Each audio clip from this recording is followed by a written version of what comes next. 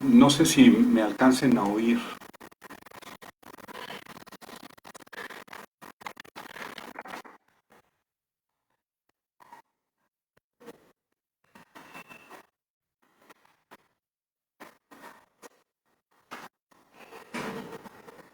No sé si se alcance a escuchar. Me parece que ahora sí. ¿Sí se escucha? Yes. Bueno, pues vamos a empezar. Yo cada día entiendo más que soy atarantado y no logro resolver ese problema. Yo puse, hasta donde recuerdo, que el programa empezaba, o que la charla esta empezaba a las 7.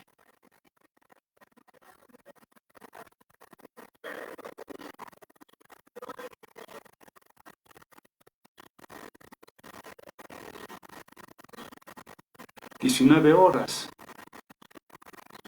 Bueno, este, nos quedan 16 minutos y podemos platicar.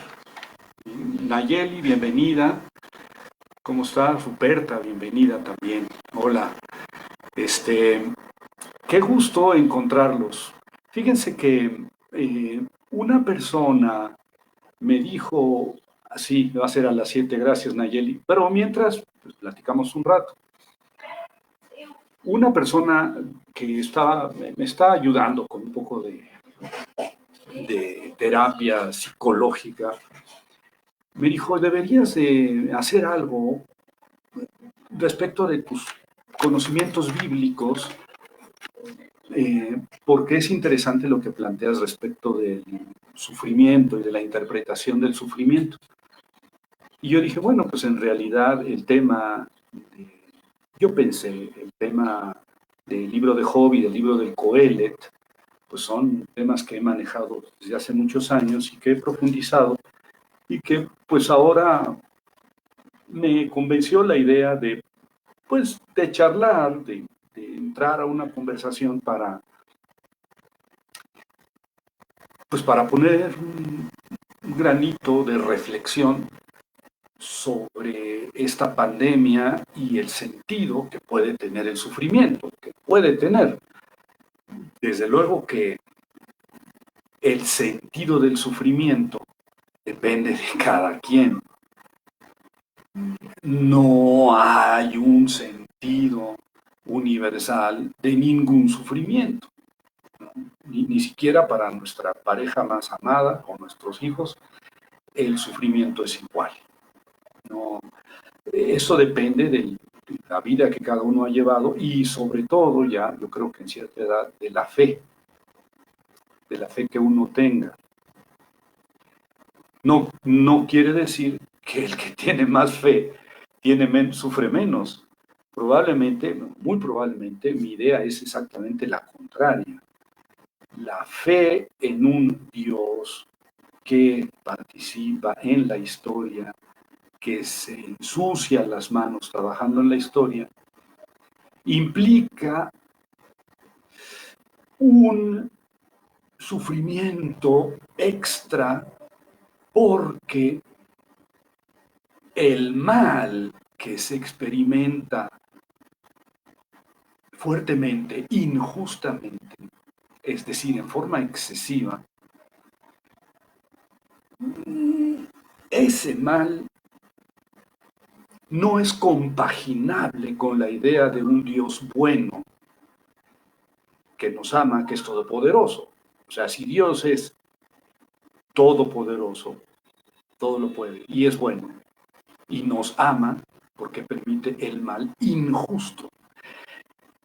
Entonces yo digo que muy probablemente el hecho de tener fe en un Dios que actúa en la historia complica todo. Ah, ¿cómo la ven? Pero bueno, vamos a hablar, yo quiero exponer un poco con ustedes qué onda con cómo el libro de Job, cómo el libro de Job eh, sirve, es un instrumento, es una muleta para reflexionar en esto que está pasando. Eh, ¿Cómo ven? Pues yo espero que estén pasando su cuarentena, que no tiene que ver ya con 40, nosotros tenemos ya como 50, pero este confinamiento, y no sé, estaría padrísimo que platicáramos sobre eso, pero es difícil. Eh, Fíjense que yo tengo 2 hijas y una esposa, nada más una. Y estamos todos metidos en la casa y nos llevamos muy bien, nos queremos. Pero yo me imagino que donde falta amor, qué difícil es vivir juntos, y encerraditos. Me imagino que debe ser un infierno. De hecho, ya tengo 2 o 3 noticias, de gente que sufre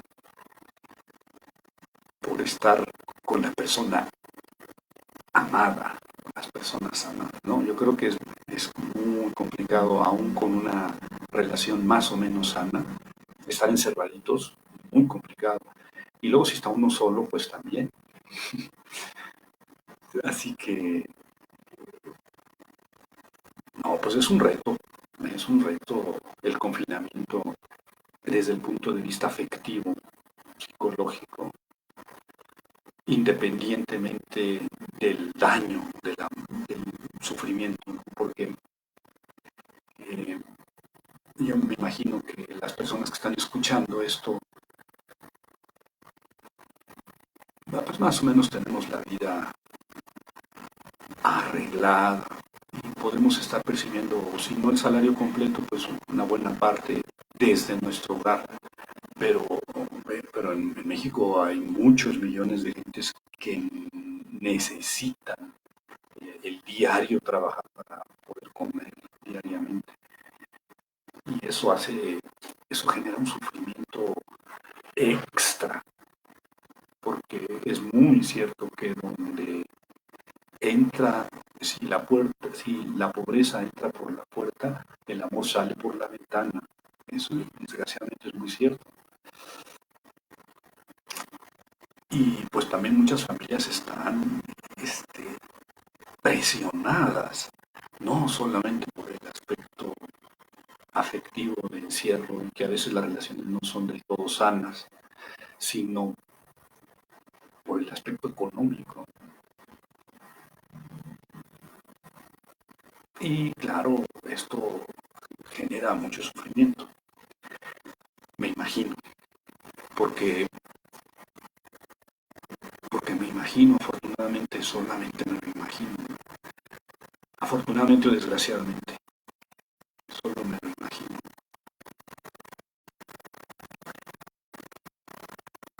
Bueno, como ven, yo no veo ningún comentario, entonces me imagino que ahí están, pero ya estamos listos para comenzar.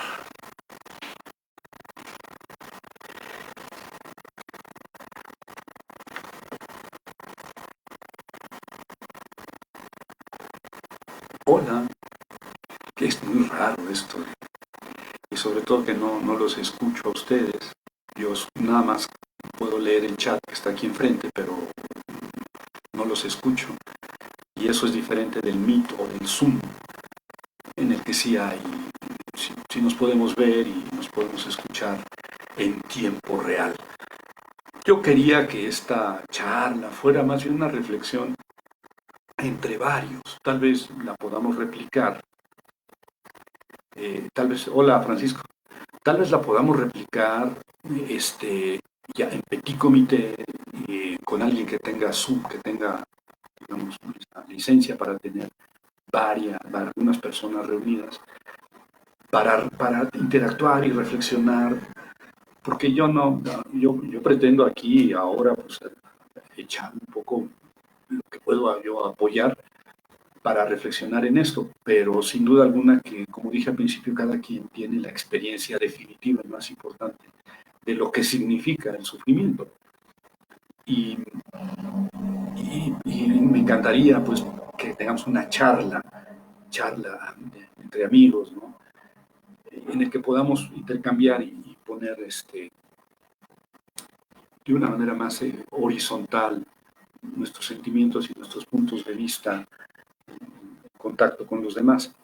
Pero en este medio, pues voy a tener que hacer algo que no era lo previsto, pero yo como no soy tecnólogo, pues apenas aprendí a tener Facebook y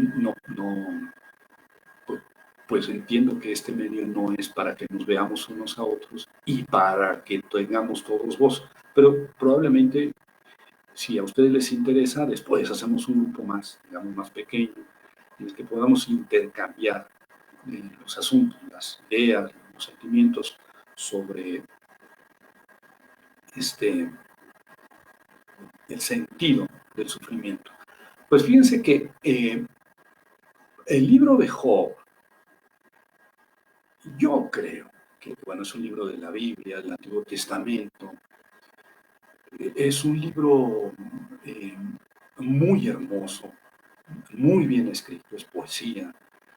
Yo creo que como poesía y como fortaleza de sentimiento es el libro más hermoso de la Biblia completa, incluyendo el Nuevo Testamento como literatura, como fuerza de sentimiento.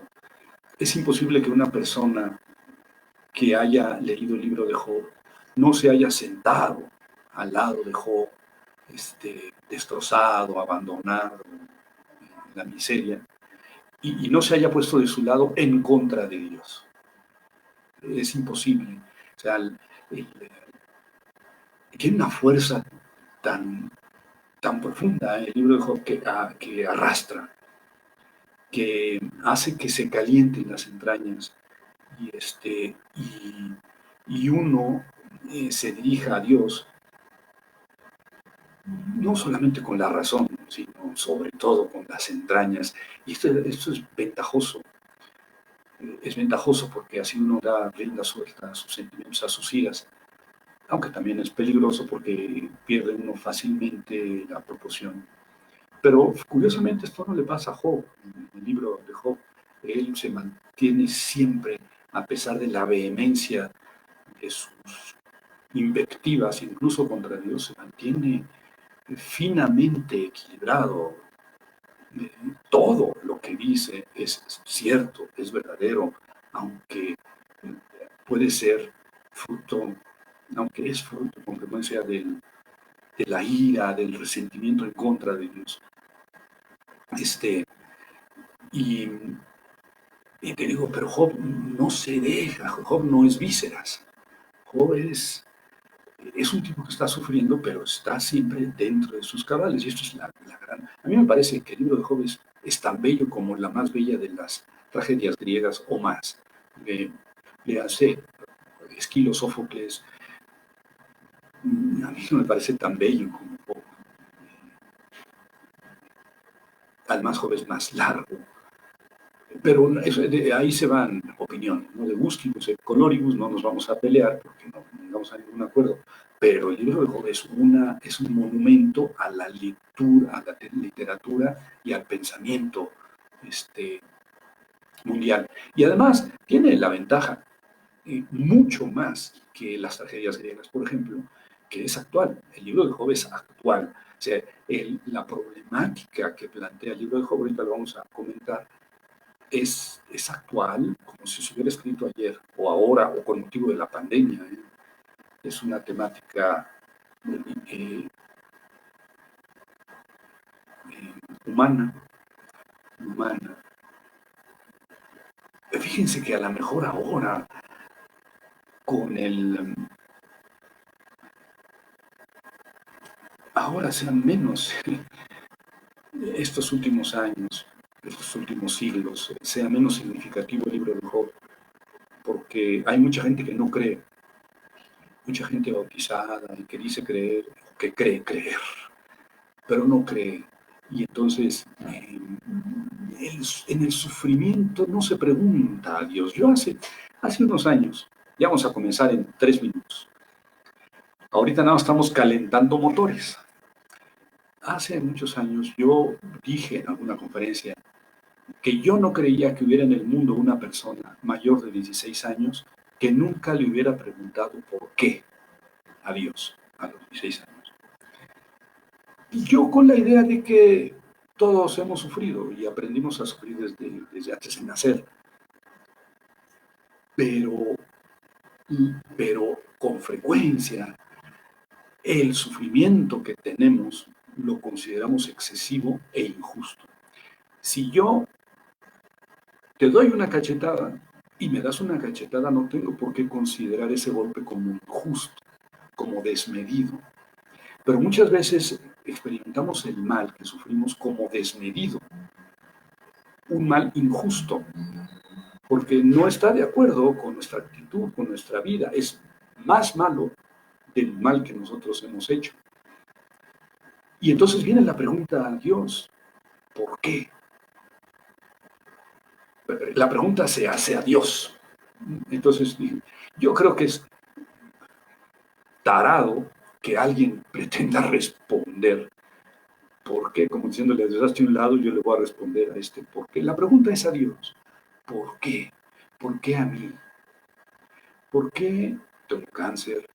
¿Por qué se murió mi pareja, mi papá, mi hermano, mi amigo? ¿Por qué perdí todo? ¿Por qué esto? Esa pregunta, ¿por qué? Yo creo que es universal. Pero fíjense que, no sé, ¿no? Mucha gente en la actualidad está tan lejana la idea de Dios en la práctica que la pregunta ¿por qué? A Dios no tiene sentido, ni la formula. Es diferente, yo hace poco escuché a un sacerdote que decía, Dios no se mete en la historia, Dios no actúa en la historia. Dejemos de preguntarle a Dios por qué. Todo está ocasionado porque somos seres finitos, somos biológicos y nos enfermamos y nos morimos, de algo nos tenemos que morir. Y porque somos libres, y entonces podemos generar el mal a los demás. Pero no metamos a Dios en la vida ni en el sufrimiento, es absurdo. Dios no tiene nada que ver. Dios no se mete en la historia. Claro, es una respuesta mucho más sencilla, porque si Dios no se mete en la historia la hacemos nosotros, nuestra libertad, nuestra limitación, nuestra finitud, y a ver cómo lo solucionamos. Pero si Dios se mete en la historia, entonces la pregunta ¿por qué? Dirigida a Dios, sí tiene sentido. ¿Por qué? Si tiene sentido la pregunta, lo que no tiene es respuesta. O díganme ustedes, ¿a quién de ustedes Dios le ha respondido por qué cuando ustedes han preguntado por qué? Sí se vale la respuesta de sí me ha respondido, pero no en el momento indicado y no como yo quería escucharlo. Pero fíjense que esa respuesta, uff, ¿de veras Dios habló? ¿De veras Dios respondió? Bueno, y entonces mucha gente en la actualidad no pregunta a Dios, pero yo creo que la mayoría sí. Y entonces, si pisé un clavo, una tachuela y me herí el pie, ¿por qué? La pregunta tiene sentido. Yo creo que tiene sentido para las personas que tienen fe. Porque si Dios está, Dios existe, Dios nos ama y Dios se mete en la historia. Bueno, hace poco tuve un exabrupto con Dios, con mi esposa. Y le dije, Dios está haciendo mal las cosas. Si a mí me dejara 5 minutos ser Dios, yo arreglaba las cosas, arreglaba el mundo. Si me dejara 5 minutos, le mandaba un ataque cardíaco a todos los narcotraficantes, todos los que debieran una vida y secuestradores, un ataque cardíaco se mueren ya. Mando lluvia en lugares donde no llueve y hace falta, y no mando lluvia donde se generan inundaciones y todo eso. y revierto el cambio climático. Ya esas tres acciones ya es arreglar el mundo bastante mejor de lo que lo está haciendo Dios.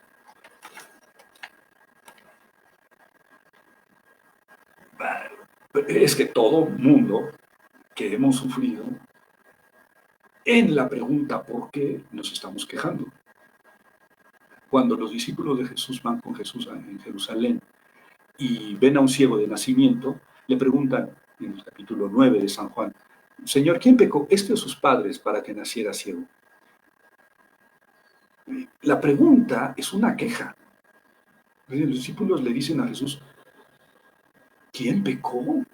Porque si pecó él, como si nació ciego, pecó en el seno de su madre, en el vientre, y si él no pecaron sus papás, ¿y qué culpa tiene él de haber nacido ciego? O sea, no se alcanzaban a explicar claramente los judíos en la época de Jesús por qué acontece el mal, qué sentido darle al sufrimiento.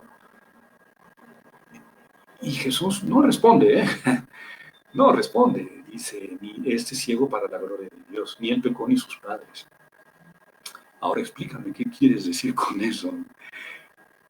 Es, es un problema meter a Dios en la historia, o aceptar o creer que Dios actúa en la historia. Es un verdadero problema. Y en ese berenjenal están metidos todos los creyentes en un Dios que actúa, judíos, musulmanes, hinduistas, cristianos, y a ver quién lo responde. Bueno, ¿qué les parece si vamos comenzando? Bienvenida Rose, qué gusto, José Guadalupe, Ricardo, maestro, Fer, Fernando Aguas, qué gustazo, Sarita, la princesa, Ángel, bienvenidos. Miren, yo pensé aportar a la reflexión sobre el sufrimiento que genera la pandemia desde mi punto de vista, que es muy, muy limitado, es mucho más importante el que cada uno de ustedes tiene. Eh,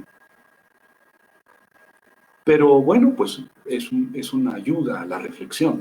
Es todo lo que yo pretendo con esta charla. Hubiera querido yo, que decía hace un momento, que fuera más interactiva, pero este medio no es para eso. Ya podemos hacerlo de otra manera en otro momento. Y quisiera yo que comentáramos el sentido que tiene el sufrimiento o que se le puede dar al sufrimiento a partir, leyendo el libro de Job, porque es un libro muy inspirador en ese sentido. Van a ver que es muy, muy inspirador. Es un libro bíblico, se escribió hace más de 2500 años, pero hace un momento decía, parece, funciona como si se hubiera escrito ayer, y al ratito se van a dar cuenta por qué lo digo. Un comentario más antes de comenzar formalmente esto. Cuando el temblor de 85, yo estaba en Córdoba, Veracruz, y escribieron los profesores de la Universidad Pontificia de México, que después de que vine de Córdoba estudié ahí en la Pontificia, y mis grandes profesores biblistas, los grandes sabios y teólogos y cuánta cosa, escribieron un librito, 200 páginas, 150, que se llama eh, Sentido cristiano del mal y del dolor, reflexiones sobre el terremoto de 1985.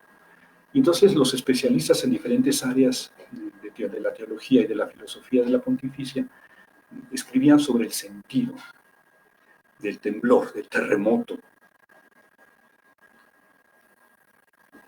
que profunda decepción, qué profunda decepción. Nadie me explicó el sentido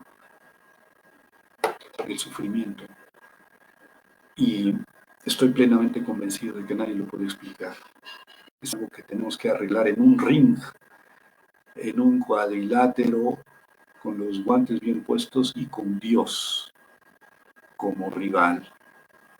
Y habrá que sacarle a él la confesión. Pues como Jesús, como Jesús en el huerto de los olivos.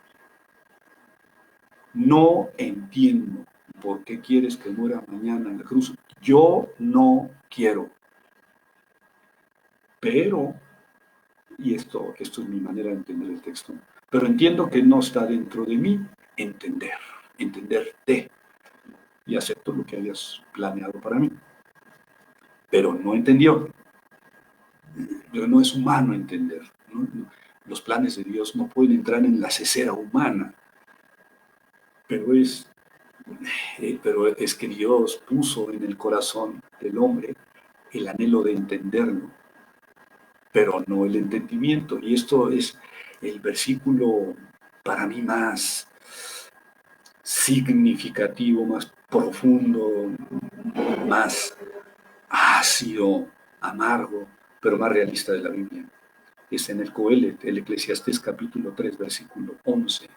Dios puso en el corazón del hombre el propósito de entenderlo, el anhelo de entenderlo, de entender sus obras, sus acciones, los porqués, sin que el hombre pueda descubrirlo. Porque no lo podemos descubrir. En el capítulo 8, versículo 17 dice el Coelet: nadie puede entender las obras que Dios hace. Ningún hombre, por mucho que se afane, puede entender las obras que Dios hace en la historia. Y el sabio, aunque diga comprender, no comprende nada. Capítulo 8, versículo 17, Coelet.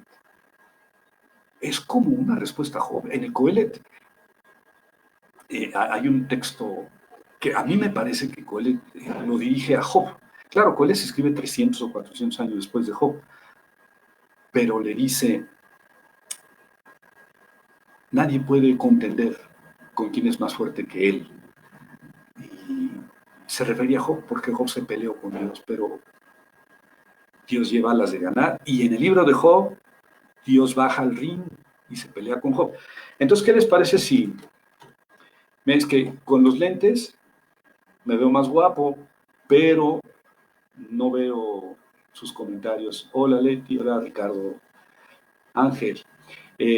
Vamos a empezar. Miren, yo estructuré así esto. Leti, que acaba de llegar, gracias por empujarme a dar esta participación, ¿verdad? Quiero comentarles el libro de Job de una manera breve, no más de 20 minutos. ¿De qué se trata el libro de Job? Si lo tienen a la mano, pues padrísimo. Si ya lo leyeron, qué bueno. Quiero ojearlo, para los que no lo tienen fresco en la memoria, quiero ojearlo para que vayan ustedes saboreando esto que nos va a ayudar. Yo pretendo que sea la muleta que nos lleve en la reflexión sobre el sentido del sufrimiento.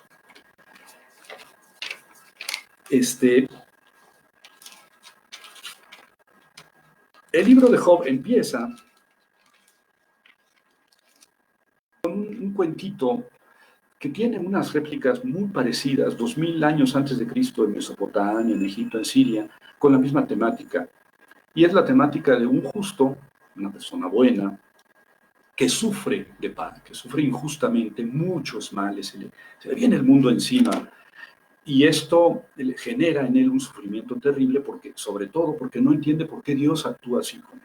Entonces, además del sufrimiento que tiene porque ha perdido la salud, sus hijos, sus bienes, está el sufrimiento de no entender a Dios. Y entonces se queja con Dios y dice: oye, ¿por qué me pasa esto? Y claro, en aquellos cuentos mesopotámicos, sirios e incluso egipcios, resulta que es una prueba, ¿verdad? Y que Dios manda el sufrimiento a esta persona como una prueba a su fidelidad, y si esta persona permanece siendo justa y buena, pues Dios le retribuye al doble.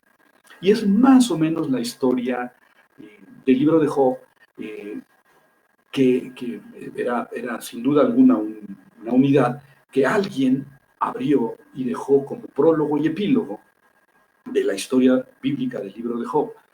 Entonces, en el prólogo, inicia así, es muy significativo el inicio. Había una vez en el país de Uz un hombre llamado Job, un hombre cabal, recto, que temía a Dios y se apartaba del mal. La traducción que estoy usando no es muy buena porque no es la mía, es de la Biblia de Jerusalén, pero le damos chance.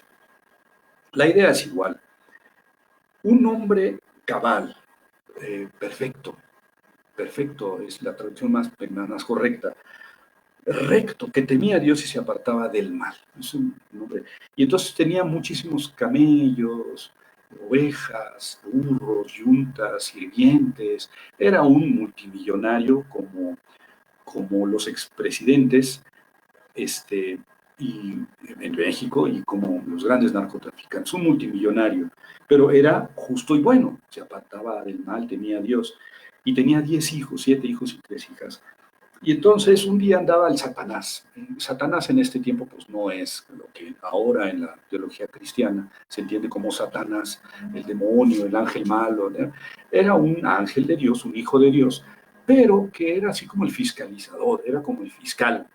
Y entonces se presentó el Satán con los demás hijos de Dios ante él. Y Dios le dice, oye, ¿de dónde vienes? Pues de pasear por la tierra y de ver tus hijos. Y le dice Dios, oye, ya te fijaste en mi siervo Job. Mi siervo Job. Son palabras de Dios. Es justo y recto, está hablando Dios. Es justo y recto, teme a Dios, o sea, me teme a mí y se aparta del mal.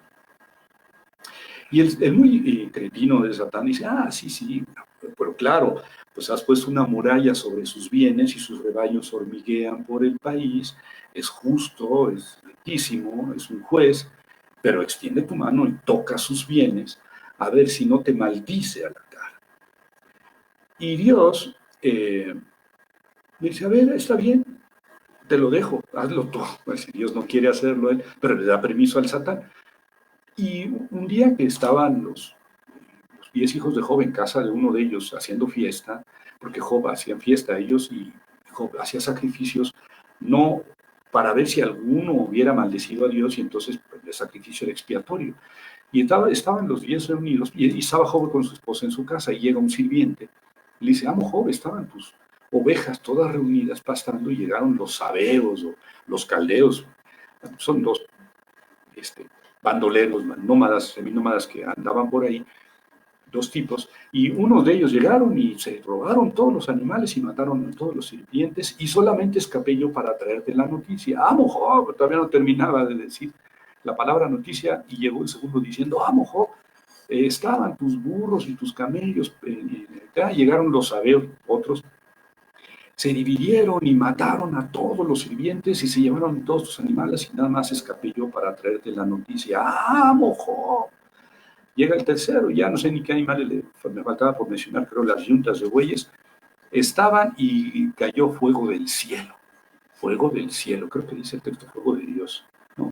Fue cielo, y se consumió a todos los animales y a todos los sirvientes y nada más escapé yo para traerte la noticia. Es muy importante porque primero son sabeos, luego son calos o al revés, pero luego es fuego de Dios, o sea, es Dios, por lo menos es la interpretación del sirviente. Y no terminaba de hablar cuando llega el cuarto. Y dice, amo Job, y ya nosotros estamos leyendo, pues lo único que queda son los 10 hijos.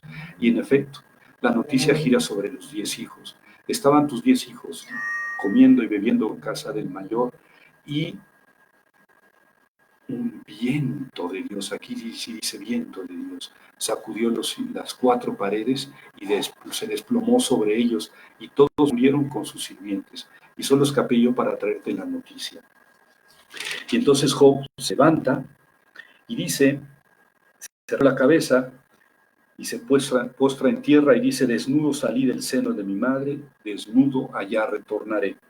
Yahvé dio, Yahvé quitó. Bendito sea el nombre de Yahvé. Noten que perdió Satán la apuesta, porque ya Satán dijo, verás si no te maldice a la cara. Y aquí dice, Job, bendito sea el nombre de Yahvé. Lo que a mí me parece más interesante es que Job dice, Yahvé quitó, Yahvé dio, Yahvé quitó. Yahvé se lo dio, como si su esfuerzo por ganarlo no hubiera tenido ningún valor. Yahvé dio y Yahvé quitó, no los sabeos y los caldeos y el fuego del cielo, no, Yahvé quitó. Es la interpretación joviana de los males que le acontecen.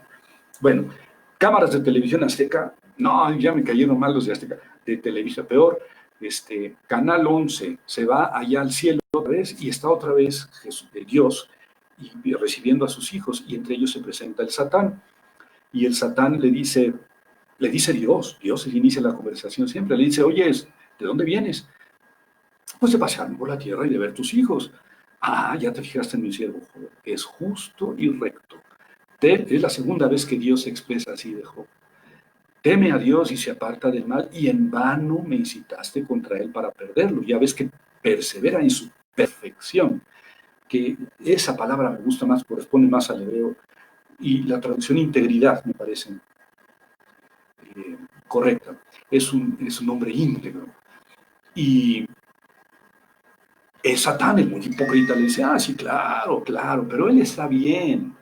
Sí, es cierto que le quite sus bienes y sus hijos, pero él está bien. Y el hombre lo deja todo por su salud. Y me acuerdo que un amigo decía, sí, sus cachetes están como nalga de bebé, talqueaditos y blancos. No lo has tocado, pero tócalo a él y verás si no te maldice a la cara. Y entonces Dios le hace ojitos así a Job y le dice, al Satán, y le dice, está bien, tócalo, pero no lo mates. Y sale Satán de la presencia de Yahvé y hiere con una llaga maligna de la punta de la cabeza a la punta de los pies. La mayoría dicen que es lepra o alguna enfermedad así. Job se sienta entre el polvo y la ceniza, se avienta, que es un signo de duelo, de sufrimiento, y su esposa le dice, todavía perseveras en tu rectitud, en tu perfección. Maldice a Dios y muérete, maldice a Dios y muérete. O sea, que la mujer, se está comportando como Satanás, está del lado de Satanás, maldice a Dios y muérete. Y Job le responde, hablas como una estúpida cualquiera, traducción de la Biblia de Jerusalén. Si aceptamos de Dios el bien, no aceptaremos el mal. Si aceptamos de Dios el bien, no aceptaremos el mal. O sea, que la muerte de los 10 hijos Job y su salud, su enfermedad, la interpreta como algo que procede de la mano de Dios. Bueno, ahí termina, llegan unos amigos del ambiente, 3 amigos, Bildad, Sofar y Elifaz, o en el orden, Elifaz, Bildad y Sofar, y llegan a buscar a su amigo, eran 3 sabios, pero ni lo descubren, ni lo reconocen, y cuando reconocen a Job tirado entre el polvo, entre la ceniza, y rascándose con las heridas para que no se le hinchen de pus, quedan a su lado 7 días y 7 noches sin poder articular ninguna palabra. Tan grande era el sufrimiento de Job. Así dice el texto. No pudieron articular palabra en 7 días. Y terminados esos 7 días, Job toma la palabra en el capítulo 3. Ánimo, ya vamos al capítulo 3, son 42. En el capítulo 3 Job toma la palabra y dice, maldito el día en que nací. ¿Por qué no fui un aborto? Ahora estaría con los reyes y con todos allá en el Sheol, en el sepulcro, en el Mictlán, y no tendría que haber tanto sufrimiento. Fíjense que el capítulo 3, lo que maldice la luz del día en que nació, del día en que vio la luz, está parafraseando la creación. Lo primero que hizo Dios es la luz. Maldita la creación. Y esto es lo que está diciendo Job en el fondo. Maldita la creación. Porque no tiene sentido. ¿Por qué? Aquí no me pregunta Job, ¿por qué estoy adelantándome?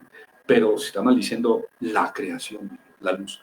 Eso en el capítulo 3. Y entonces vienen después 3 ciclos de discursos, o 2 y medio, en los que hablan uno de los amigos y Job responde, y luego habla el segundo y Job le responde, y luego habla el tercero y Job le responde, y así 3 veces.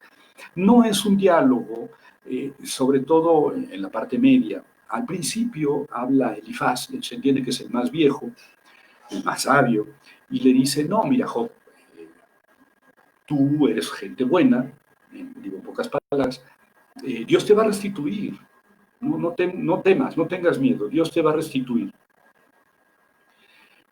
Cuando has visto que los buenos les vaya mal, Dios va a ver por ti.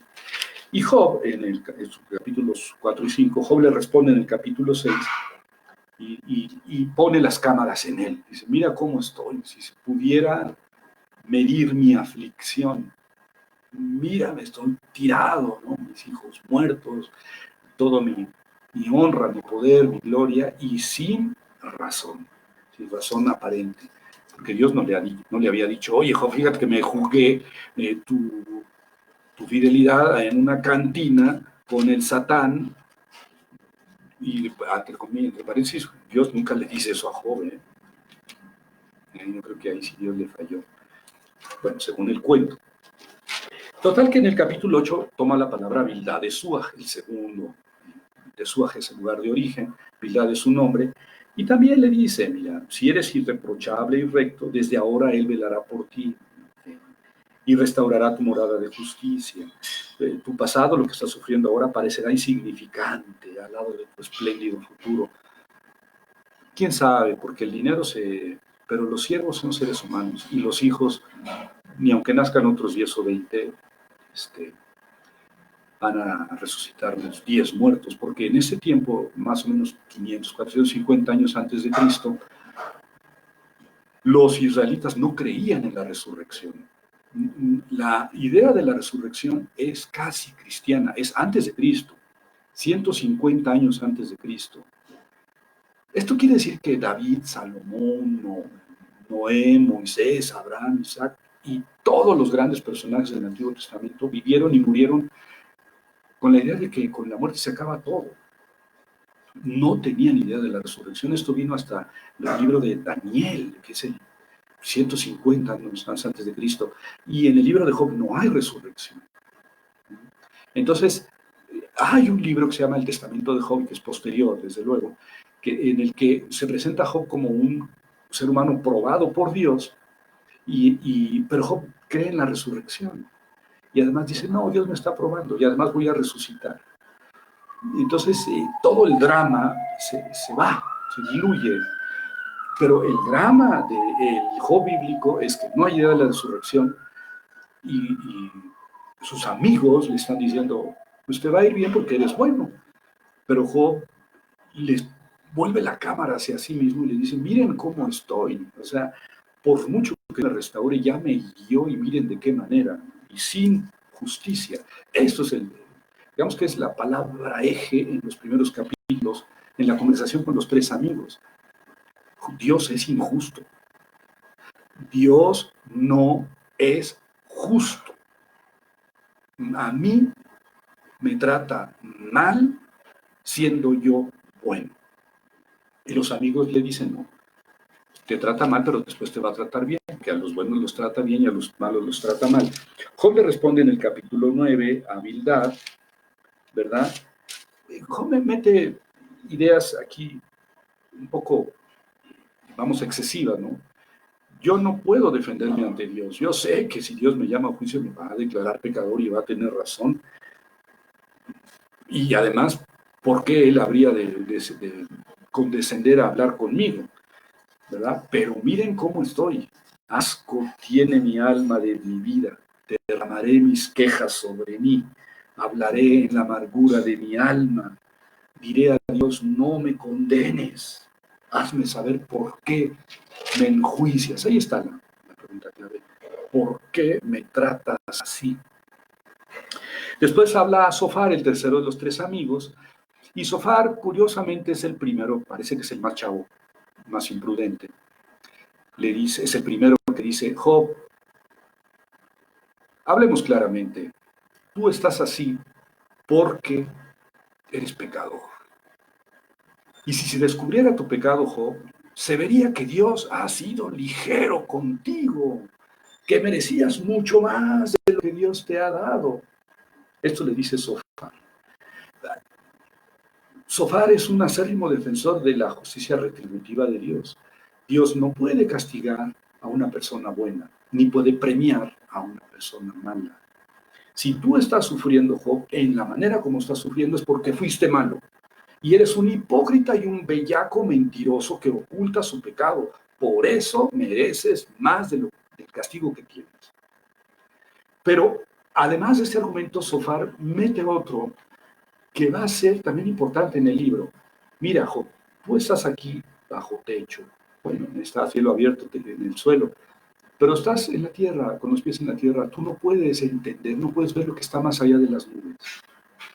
Y Dios está más allá de las nubes. Tú no puedes entender por qué Dios hace lo que hace. Fíjense que son dos argumentos diferentes y en cierta forma contradictorios. Por un lado dice, tú eres malo y por eso Dios te castiga. Dios premia al bueno y castiga al malo. Y por otro lado nunca podemos entender lo que hace Dios. Son dos argumentos que curiosamente se amalgaman, se hacen masa y se avientan como si fueran lo mismo y son muy diferentes. Bueno, entonces Job le responde en el capítulo 12, 13 y 14 y vuelve a iniciar el ciclo de discursos. En el capítulo 15 habla Elifaz de Temán y aquí el diálogo se convierte en monólogos porque ya ahora Elifaz también lo acusa de pecador. Dice Elifaz, repite los argumentos de Sofar, del tercero, le dice, tú eres pecador, eres un terco, ya no lo estás demostrando. Estás diciendo que no has pecado y ¿por qué Dios te tiene así? Es que eres pecador. Arrepiéntete, Dios te va a perdonar, pero ya el argumento no es, tú eres bueno y Dios va a restituir, no, tú eres un pecador. Arrepiéntete y entonces Dios te va a perdonar y te va a restituir todo lo que te quitó. Ya los tres amigos argumentan lo mismo, no hay diálogo, no se distingue la personalidad de Elifaz, de Bildad y de Sofar, y tampoco lo de Job. Job se encierra en su macho, ¿verdad? Se monta en su macho de que yo soy inocente y Dios me ha castigado de una manera injusta. Y voy a obviar algunos detalles porque pues, no nos va a dar para tanto este rato, pero quiero irme al capítulo 24, en donde casi puedo decir que concluye el diálogo de Job con sus tres amigos. Y me gusta ese capítulo 24 porque es el momento en el que Job les dice a los tres amigos, miren, dejen de preocuparse por mí, el problema no soy yo. El problema no es que yo soy bueno y a mí Dios me hace sufrir. Salgan al mundo y vean la justicia de Dios. Díganme si Dios premia a los buenos y castiga a los malos. Y les voy a leer un cachito, porque lo he leído 1500 veces en diferentes lenguas y cada vez que lo leo me emociono. ¿Por qué Shaddai no se reserva los tiempos y los que le conocen no contemplan sus días? Los malvados remueven los mojones, las fronteras, roban terreno, roban el rebaño y su pastor, se roban a la gente. Se llevan el asno de los huérfanos. Un huérfano pues tiene un asnito que es el que le ayuda a cargar para ganar su sustento. Se llevan los malvados el asno de los huérfanos, toman en prenda el buey de la viuda, el buey, no la pareja de la viuda, el animal que tiene la viuda para trabajar y para subsistir, se lo llevan en prenda los malvados. Los mendigos tienen que retirarse del camino, aún se ocultan los pobres del país. Como nagros del desierto salen a su tarea buscando presa desde el alba y en la tarde pan para sus crías. Cochan en el campo del inicuo, vendimian la viña del malvado. Desnudos andan sin vestido, hambrientos llevan las gavillas, cargan las gavillas de trigo, pero no han comido. Pasan el mediodía entre dos paredes, pisan los lagares y no pueden tomar el jugo de la vida. Están pisando las vides para hacer vino, pero no pueden tomarse un trago. Pasan la noche desnudos, sin vestidos, sin cobertor contra el frío, calados por el turbión de las montañas, faltos de abrigo, se pegan a la roca, al huérfano se le arranca del pecho, se toma en prenda al niño del pobre. Desde la ciudad gimen los que mueren. El herido de muerte pide auxilio y Dios sigue sordo a la oración. Este es Job. Me emocioné otra vez. Sí, el problema no es Job, el problema no soy yo. Salgan al mundo, vean y díganme si Dios es justo. Pero ¿qué hace Dios con todos los pobres, sus consentidos, sus amados, sufriendo? Y los malvados en el poder. Eso es de hoy. Bueno, por eso me gusta el capítulo 24, porque ahí rompe Job el yoísmo. No, el problema no soy yo, el problema es teológico. El problema es teológico, bueno, es humano, pero también es teológico, porque entonces, ¿qué hace Dios? ¿Cuál es la justicia de Dios? ¿Qué hace desde allá arriba? ¿Por qué tiene tanto poder si no lo utiliza adecuadamente? En el capítulo... en los siguientes capítulos hay un poco de desorden en los discursos, pero básicamente siguen la misma línea. Los tres amigos ya no pueden responder a Job. porque Job se empecinó. Job en el capítulo 27 les dice, miren, me voy a aferrar a mi justicia y no la soltaré. Con los dientes me aferraré a mi justicia, a mi inocencia. Mi corazón no me reprocha ninguno de mis días. Y yo ya les mostré a ustedes cuál es el proceder de Dios. Pero ustedes siguen baboseando. Lama se Hebel Tejbalú, capítulo 27, versículo 12b. ¿Por qué siguen baboseando? Defendiendo a Dios, los tres amigos, defendiendo. Y luego, después de que están ardiendo las entrañas con esta polémica, viene el capítulo 28, en el que habla X persona y dice, ay, sí, para la plata un venero, para el oro un lugar. Las minas que se escarban profundas, donde hay lapislazo, plata, y oro, esmeraldas, piedras preciosas. ¿Y la sabiduría dónde se encuentra? Los mercaderes no saben, los mercaderes de Egipto, las caravanas de Etiopía, de Arabia, vienen y no saben, nadie vende sabiduría. ¿Cuál es el precio de la sabiduría? Y termina el capítulo 27 diciendo, el temor del Señor es la sabiduría, huir del mal, la inteligencia. Tan, tan. Este capítulo 28 es un balde de agua fría para aquellos que estábamos entrando en el calor de la discusión. Y después nos preguntaremos qué hace ese capítulo aquí. Los capítulos 29, 30 y 31, Job retoma la palabra, pero ya no dirigiéndose a los tres amigos.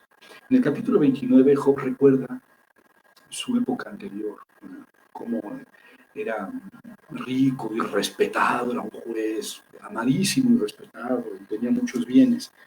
El capítulo 30 empieza diciendo, pero ahora, así empieza, pero ahora, y entonces describe todo el capítulo las desgracias que está sufriendo. Ahora, o sea, los perros no me lamen las llagas, les da asco mi puse, los jóvenes huyen y se burlan de mí. Y en el capítulo 31 dice, inicia, y sin embargo yo, así inicia el capítulo 31, y ahí Job dice, y sin embargo yo había hecho un pacto con mis ojos y no miraba a ninguna doncella, así empieza. Era un hombre bueno. A mí lo que me conmueve de este capítulo es que en un momento dice, ¿cuándo pasé yo al lado de un mendigo sin que él me bendijera desde lo más profundo de su corazón? Yo nunca creo haber pasado al lado de un mendigo y hacer, como si ese fuera el objetivo, que él me bendijera desde lo más profundo de su corazón. Job siempre le pregunta, ¿cuándo pasé al lado de uno sin que él me bendijera? En fin, era el padre de los huérfanos, el protector de las viudas, en fin. Y en el capítulo, termina el capítulo 31 diciendo, esta es mi última palabra, responde Dios. Ya no me responden estos tres. Respóndeme Dios, ¿qué tienes contra mí? Dame una causa, y la causa que hayas escrito contra mí me la voy a poner como una corona y me voy a presentar ante ti en un juicio en el que tú, oh Dios, vas a ser el juez y vas a ser mi fiscal. Tú me acusas y tú juzgas y yo me defiendo, pero dime de qué me acusas. No quiero más. Entonces es un reto definitivo hacia Dios, pero Job no encontró respuestas, son tres amigos, y entonces dice, Dios, tú respóndeme, si tienes los pantalones, el coraje de responderme.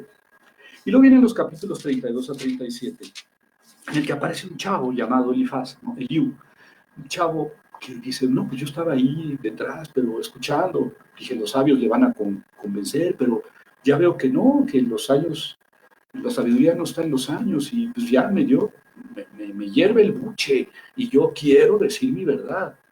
Y se avienta 6 capítulos, ¿no? 32, 33, 34, 35, 36, 36 capítulos, se avienta sin respuesta, sin intervención de nadie, y en realidad el Liu regresa a los argumentos de los tres amigos, nada más que los invierte. O sea, si los tres amigos habían dicho, Dios premia al bueno y castiga al malo, y Dios es trascendente, está lejano, es incomprensible, Eliú voltea la tortilla y le dice a Job, Dios, el argumento principal es, Dios está lejos.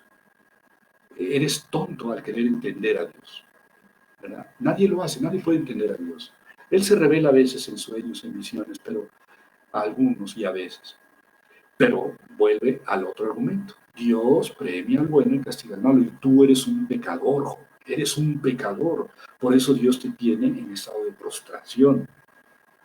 Y así se van los capítulos 32 a 37. Y adivinen quién habla en el capítulo 38. 39, 40 y la primera parte de... No, el 41 y la primera del 42. Habla Dios. Como si estos capítulos 32 a 37 hubieran sido un meteorito que cayó ahí, ajeno al libro, en cierta forma. Dios responde al reto de Job y dice, a ver, aquí estoy, pero ponte bien el cinturón, no se te vayan a caer los pantalones, mi querido Job. ¿Dónde estabas tú cuando yo hice la tierra? Creían antes que era un plato la tierra con columnas que se asentaban quién sabe dónde. Dice, y Dios le pregunta a Job, ¿dónde asenté yo las columnas que sostienen la tierra? A ver, ¿cuántas constelaciones hay, Job? Tú anotaste los lazos de esas estrellas para que no se separaran. Dime, Job, porque si me lo puedes decir es que ya bien larga sería la cuenta de tus días. Y luego le dice, ¿estás en el caballo? Que el animal no le tiene miedo al fuego ni a la batalla. Parece que huele la sangre y el fuego y se le inflan sus narices y cabalga directo a la refriega. ¿Ya te fijas en la avestruz? Es un animal imbécil, Job. Dios no le dio inteligencia, o sea, yo no le di inteligencia. Pone el huevo sobre la tierra y se le olvida que cualquier animal puede cascarlo. Es cruel con sus hijos como si no fueran suyos. Pero tal cuando se echa a correr, se ríe del caballo y de su jinete. ¿Qué tal el halcón, Job? Y para colmo, se pasa un capítulo hablando del hipopótamo. Dice, el hipopótamo, mira, es la obra maestra de Dios. Me parece más animal más feo e inútil que hay en el universo mundo, pero Dios en el libro de Job dice, es el animal, es la obra maestra. Mía. Ya viste su panza, ¿no? Aunque el Nilo se revuelque arriba, él está firme allá abajo. Y otro capítulo dedica a alabar al cocodrilo, al leviatán. A ver, ponle un arete en la nariz y llévatelo a tu casa como mascota para que tus hijos...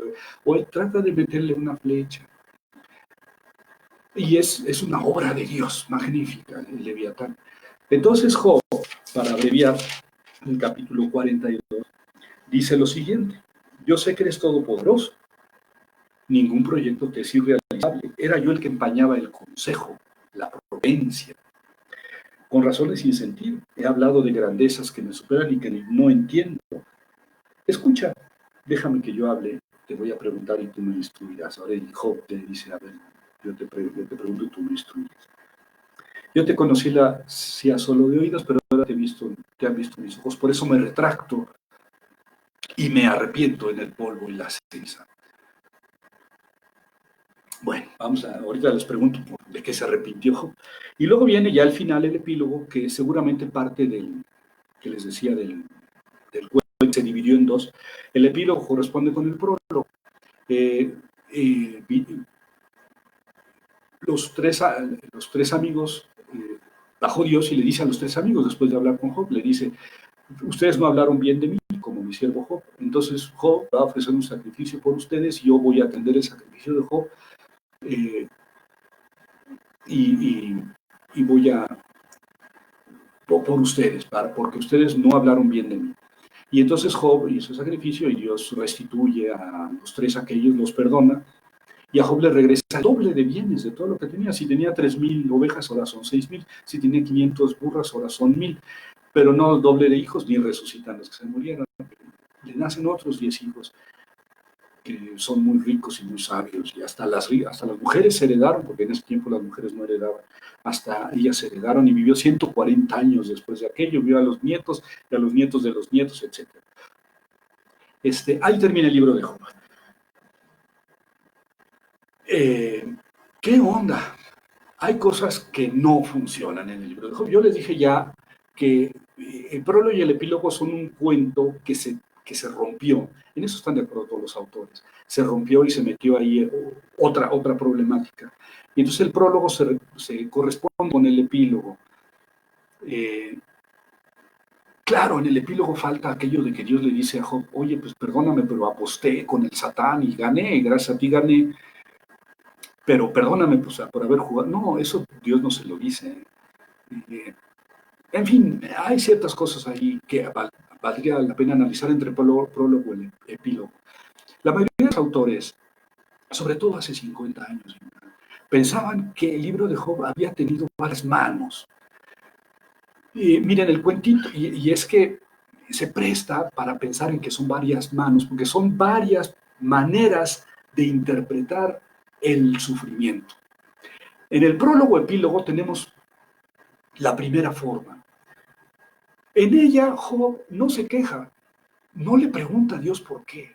Dios acepta incondicionalmente lo que Dios le mande, sin preguntar. No. En el prólogo y en el epílogo Job nunca pregunta por qué, solamente acepta.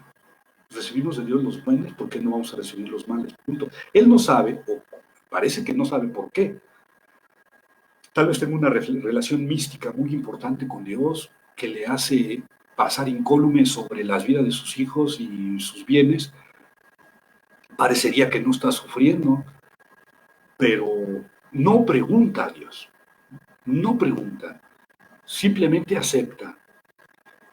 Y al final Dios le retribuye todo al doble. Es un poco un cuento de hadas, chafa, corriente, guácala, ¿no?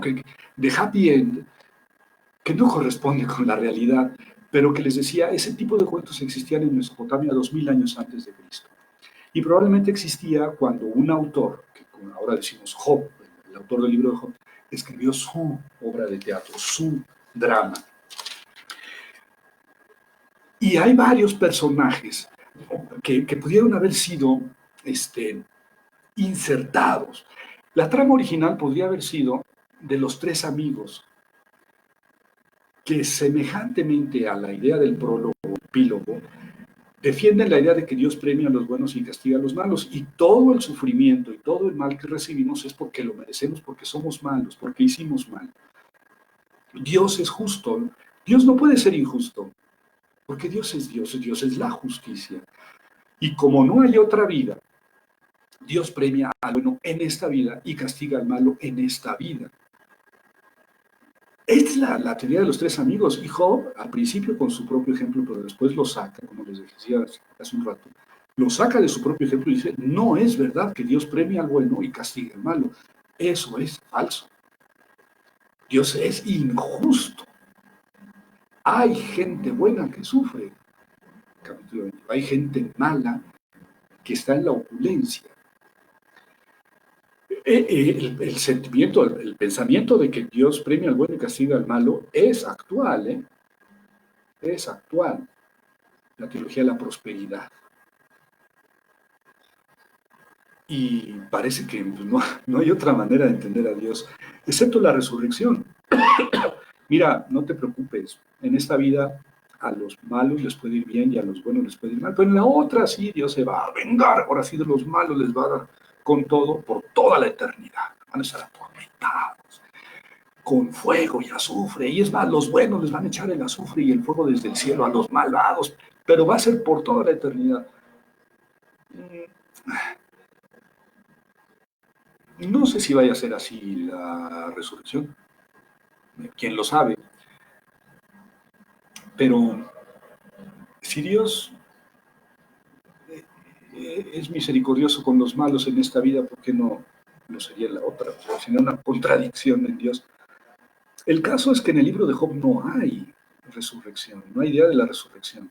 Pero yo me pregunto, si alguien llega con Job y le dice, no, mira Job, en la otra vida se van a emparejar las cosas, esa noticia dada a Job, ¿habría acabado con el drama?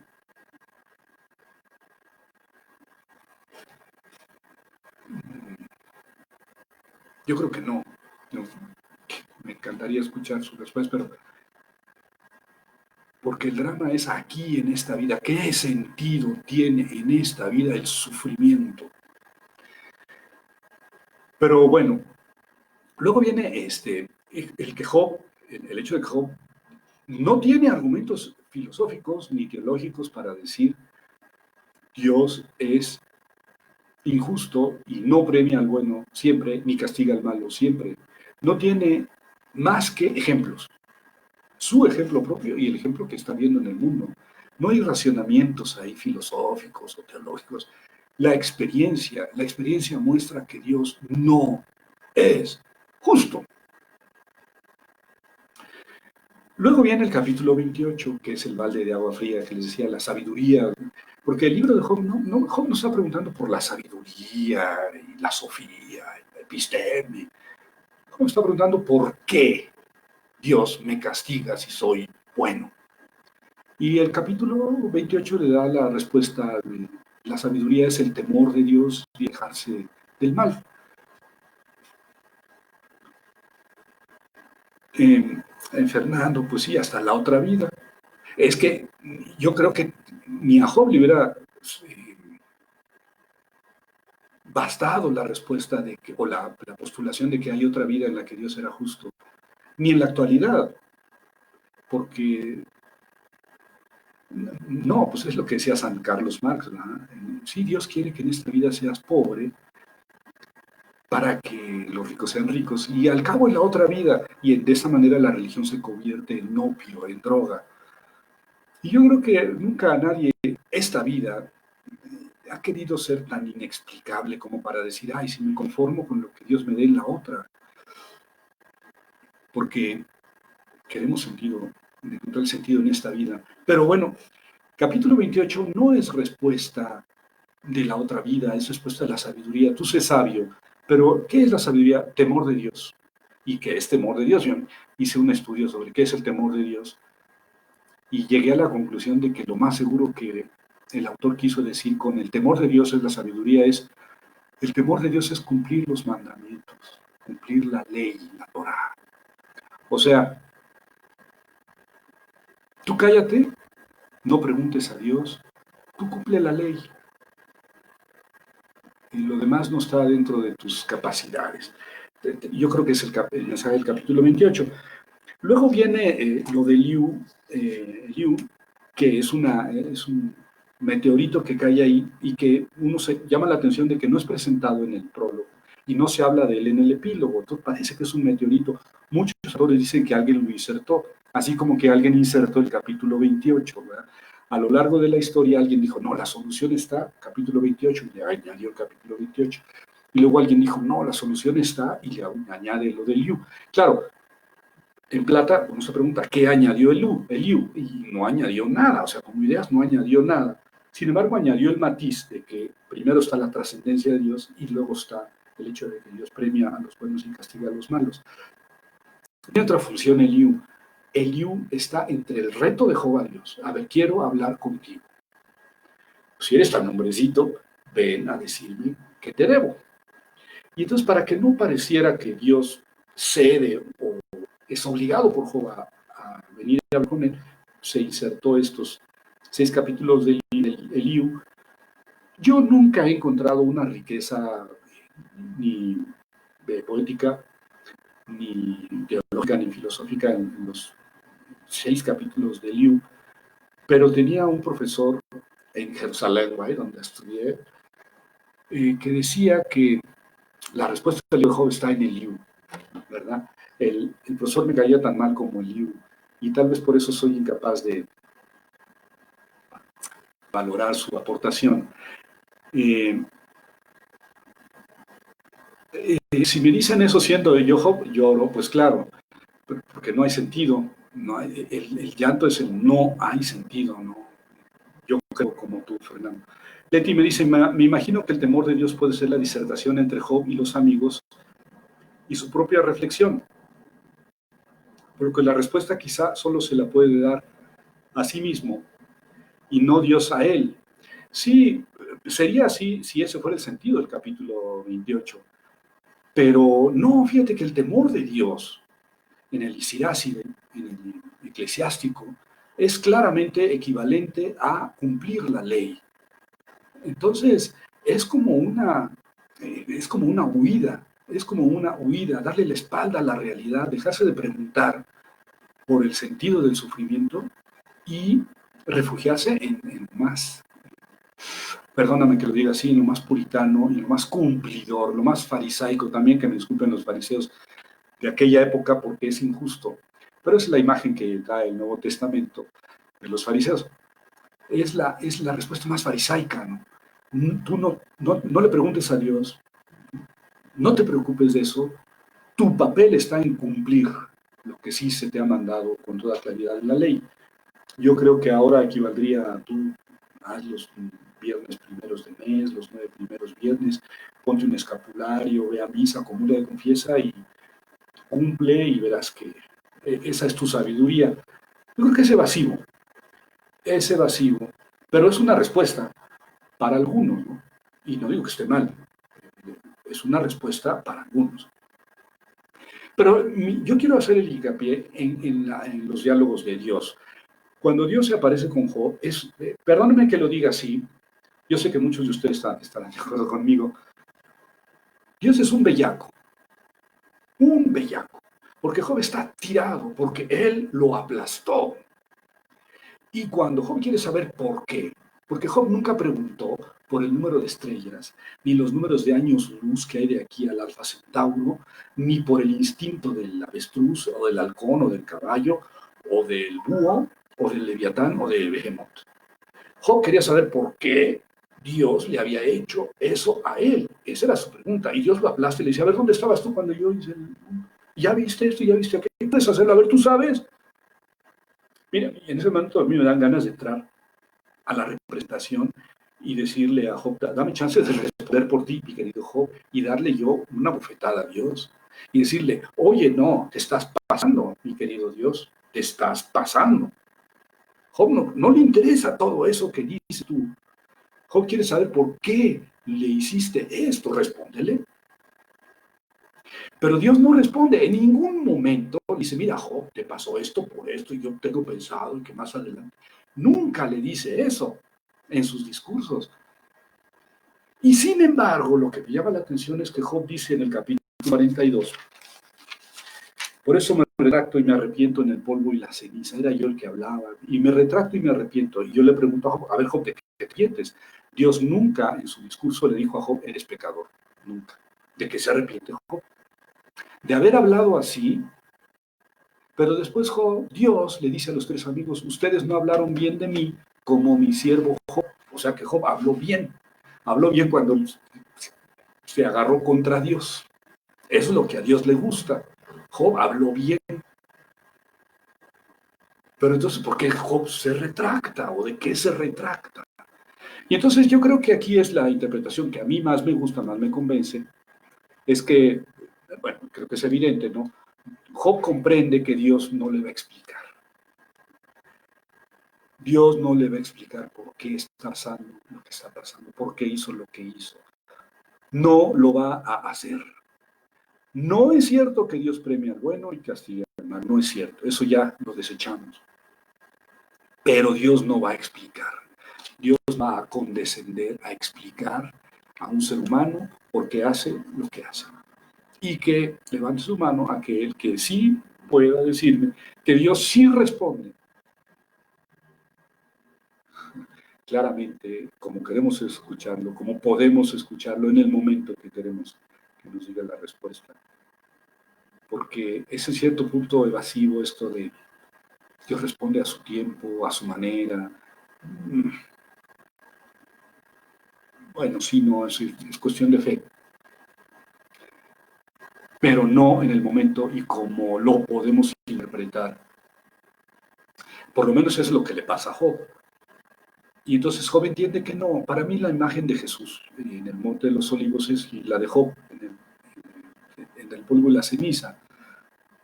Dios no va a explicarle a Jesús por qué tiene que morir mañana en la cruz. Solamente le dice, tienes que morir mañana en la cruz. Y Jesús dice, no estoy de acuerdo, no quiero, pero obedezco. No sabía, él no entendió por qué. Es que Pedro y los demás estaban bien tarados todavía después de que Jesús se les apareció resucitado. Después de 40 días les dice, ya llegó la hora, muchachos, y dice, llegó la hora de establecer el rey, Señor.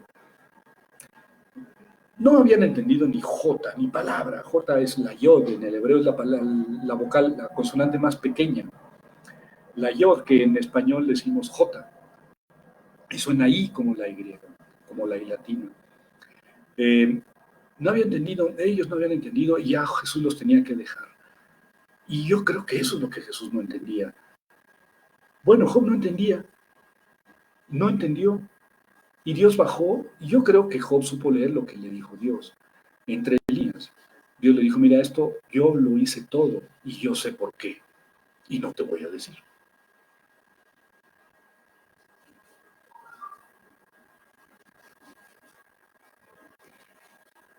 Entonces, Job se retracta. Sin embargo, quiero decirles que en el capítulo 42, versículo 6, me retracto y me arrepiento en el polvo y la ceniza. Ese me no existe en hebreo, no está. En realidad el verbo, la traducción literal sería yo rechazo y repudio en el polvo y la ceniza. El me se lo añadimos porque nos parece que es lo que corresponde al pensamiento. Me retracto y me arrepiento en el polvo y la ceniza. Pero por otro lado, Job estaba en el polvo y la ceniza, o sea, él estaba ahí, no ha cambiado. Sería raro, me retracto y me arrepiento y sigo donde estoy. Un poco raro. ¿Y qué tal si en vez de me añadimos te? Yo te rechazo y te repudio y sigo en el polvo y la ceniza. Y entonces ya tienen sentido eso del polvo y la ceniza. Yo me encontré una Biblia alguna vez que traía esta traducción de rechazo, te repudio a ti, oh Dios, y sigo en el polvo y la ceniza. La inmensa mayoría de las Biblias dicen me retracto y me arrepiento, me repudio a mí mismo, me arrepiento. Yo creo que es la correcta interpretación del texto, pero yo creo también que el autor intencionalmente dejó ambiguo ese final, porque entonces una interpretación posible es que Job dice, mira, con este Dios, el que tú, oh Dios, me estás hablando, no quiero tener nada que ver. Y sigo en mi revuelta en contra de Dios. Y entonces aquí tendríamos, fíjense que yo creo que el libro de Job es una obra genial en la que un autor no es fruto de diferentes manos y diferentes épocas que van corrigiendo y añadiendo. Yo creo que un solo autor se puso a pensar en las diferentes maneras que existían en su época de entender el sufrimiento. Y todas las plasmó en el libro de Job. Entonces, una manera es la del prólogo epílogo, en la que el super santo, sufre sin preguntar a Dios, sin quejarse. Job nunca se queja, tampoco pregunta. Entonces, el prólogo epílogo representan a este super santo que es fiel y que al final es premiado. Porque, bueno, si dejamos eso del premiado al final, después de considerar la altura teológica, espiritual a la que llega Job cuando dice, entiendo que no está en mí el poder entenderte. Si se llega a una cumbre espiritual que es la de Jesús. Y después viene, bueno, pues entonces Dios le da el doble de lo que tenía porque ganó. O sea, eso ya es casi grotesco. ¿Eh? Por eso es muy posible que sea el prólogo epílogo en un solo cuento que se rompió con un cascarón y se metió adentro estas ideas que tenía el autor sobre las diferentes maneras de entender el sufrimiento. Y entonces, en resumidas cuentas, pone a varios personajes que son como los expositores. El primer personaje es tres amigos que dicen, Dios premia al bueno y castiga al malo. Esto es como hay que entender el sufrimiento. Yo creo que si pasamos esto a la pandemia, Dios nos está castigando porque somos muy malos. Bueno, y además yo lo he escuchado ya de algunos tarados que dicen eso. Los tres amigos es la opinión. Dios premia al bueno y castiga al malo. No es injusto. Dios es justo siempre, ¿verdad? En esta vida. La idea del capítulo 28 de la sabiduría es, no, pues, digamos que es la más religiosa, más cumplidora, evasiva, si ustedes quieren. No preguntes a Dios porque no te metas en problemas, ¿no? Así le dice el confesor San Manuel Bueno Mártir Ángela Tú no preguntes sobre eso, a ti lo que te toca es confesarte y cumplir, ir a misa, y comulgar y todo eso. Pero las demás preguntas son del diablo. La opinión de Liu es más cercana a la de Yahvé. Sigue defendiendo que Dios premia al bueno y castiga al malo, pero también subraya la trascendencia. Mira, a Dios no se le va a entender. Y este es el otro panelista, el otro expositor. Eh, a Dios no se le puede entender. ¿Quién puede llamar a cuentas a Dios? Es una quimera. Es una quimera, es una necedad. ¿Quién puede llamar a decirle a Dios, ven y explícame por qué está haciendo eso? Dios está allá y acá. Nosotros no podemos entenderlo como el cuentito ahí de el niño y San Agustín, ¿no? Que estaba el niño corriendo con una conchita a llenar un agujerito que había hecho en la arena. Y San Agustín, que estaba cavilando sobre el misterio de la Santísima Trinidad, dice, ¿pero qué haces, niño? Pues voy a meter el océano en este agujerito. Y le dice San Agustín, ay, pero ¿cómo? Si no te das cuenta que el océano no va a caber ahí, independientemente de que el agua se va a filtrar cada vez y va a regresar al océano. Pero entonces el niño le dice, bueno, tampoco Dios va a entrar en tu cerebro. Sí, pues digamos que ¿quién puede entender a Dios?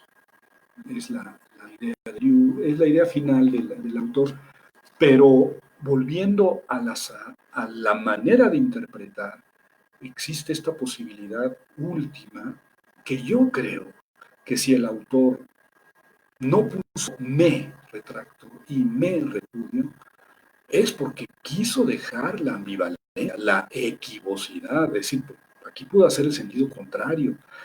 No me rechazo a mí mismo y repudio mis ideas, sino que te repudio a ti. Y de este Dios no quiero saber nada.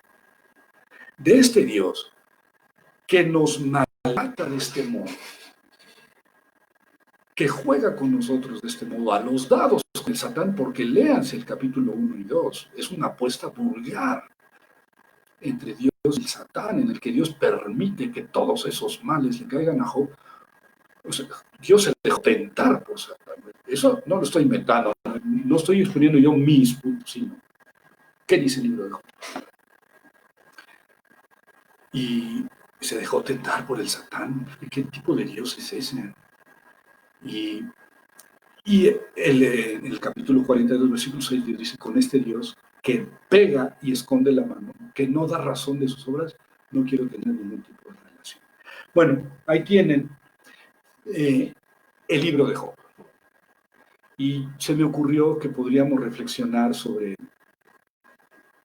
a partir de ese libro, sobre la pandemia.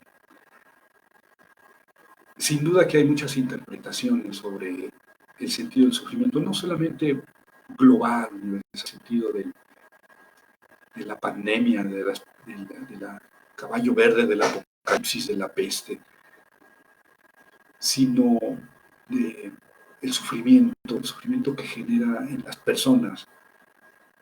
Porque el sufrimiento siempre va a ser individual.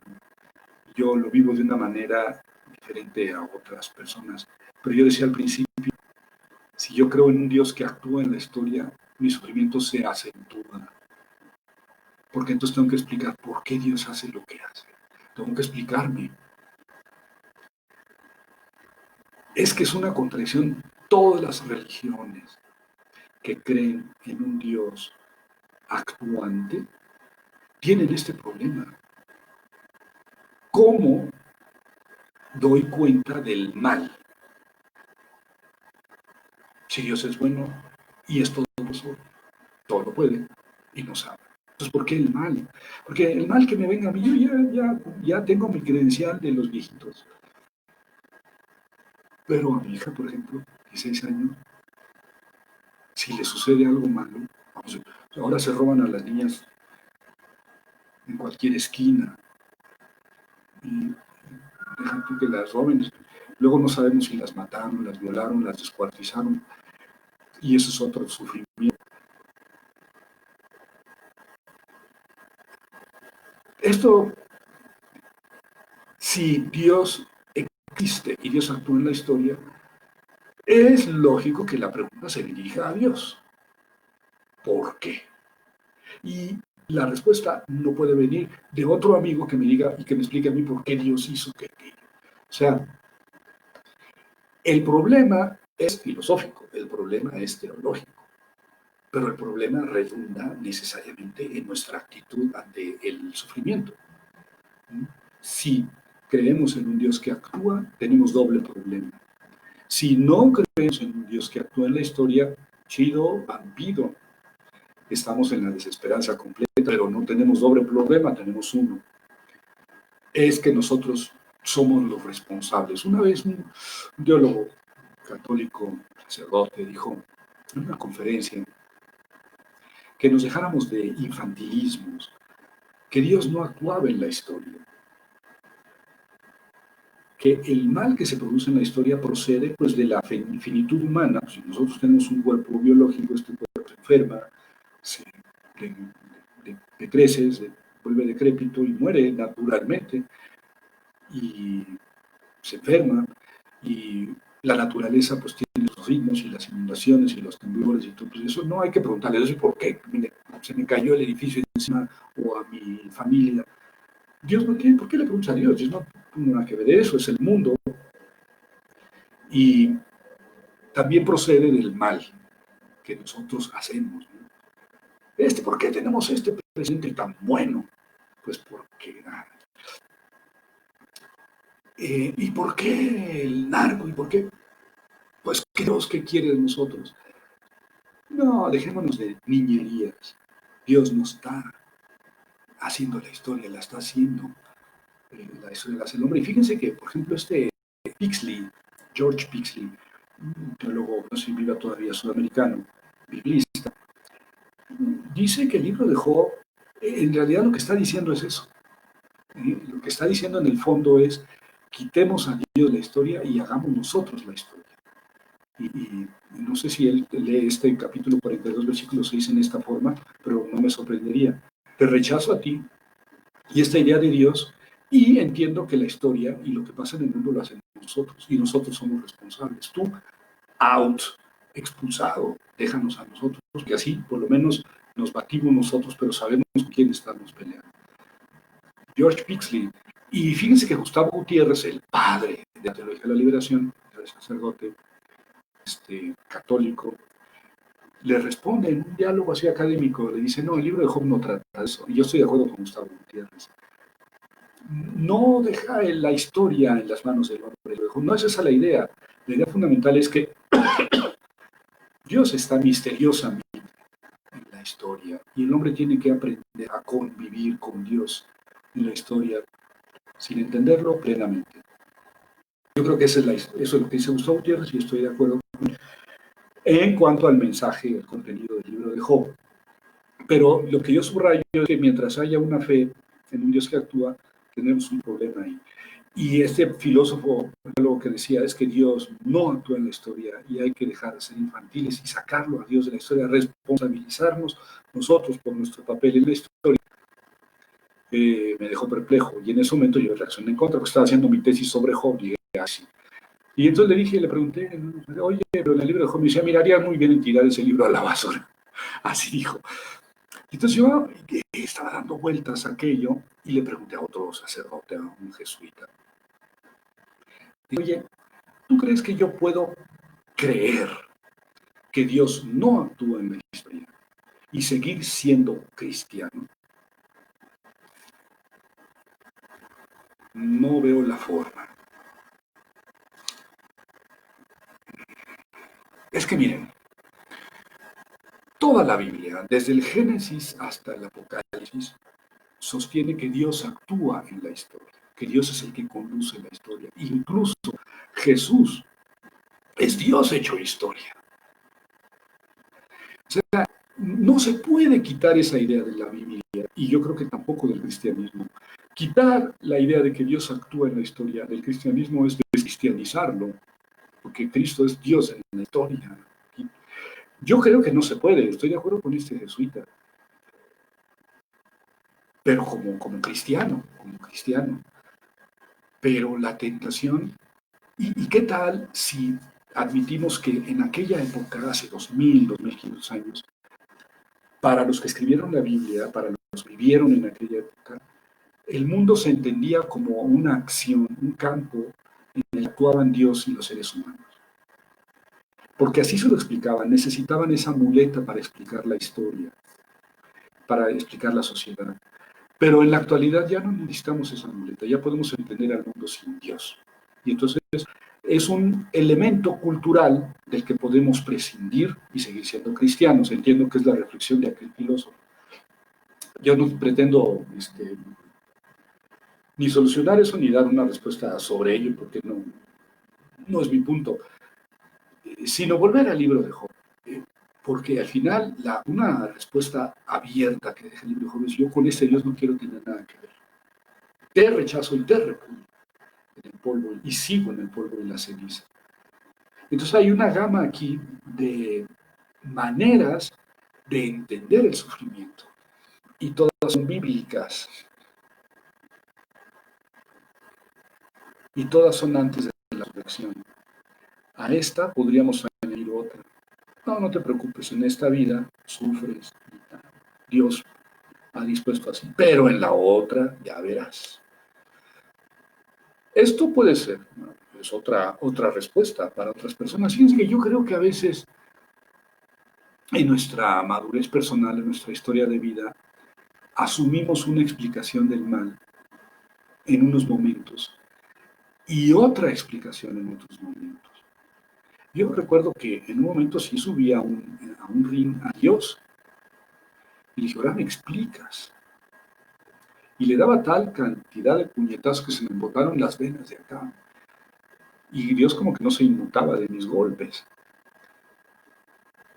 Hasta que yo me calmé un poco y le dije a la cara: oye, pues explícame. Y o sea,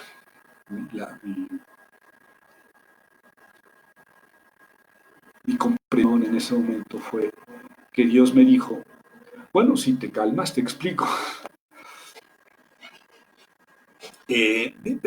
Por momentos, yo creo que eso es lo que Dios quiere, pero en momentos de la vida hay otras reacciones, ¿no?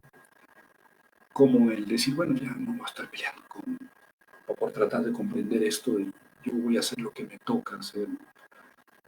Y por un momento también la teología, digamos, de la mística, yo estoy con Dios sin preguntar sin preguntar por qué,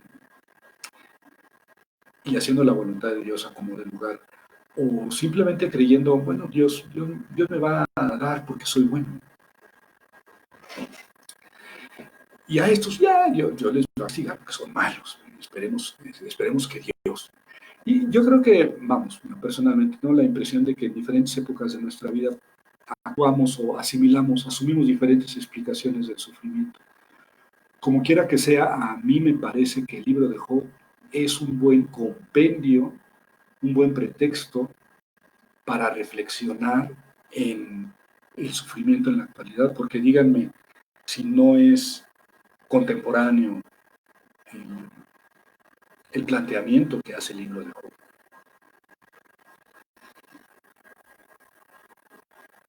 No sé si mucha gente, por un lado digo, no sé si mucha gente recurra a Dios para tener una explicación, y por otro lado me parece imposible que en un mundo tan aplanadoramente, tan mayoritariamente creyente como es Europa y América, la gente no pregunte a Dios por qué. Y mi respuesta basada en el libro de Job es: pues tú tienes que tener la valentía de enfrentarte a Dios y a tu fe y preguntarle a Dios por qué. La respuesta es directa contigo, y tú serás el único que pueda entender la respuesta de Dios, ¿no? Sí, a mí me parece inexplicable, como les dije en la introducción antes de empezar. A veces queda tomar la varita y decirle a Dios: déjame dirigir esta orquesta 5 minutos. ¿Qué le cuesta a Dios decir: bueno, ya que se acabe la pandemia? ¿Qué le cuesta? ¿Cuántas muertes de gente buena?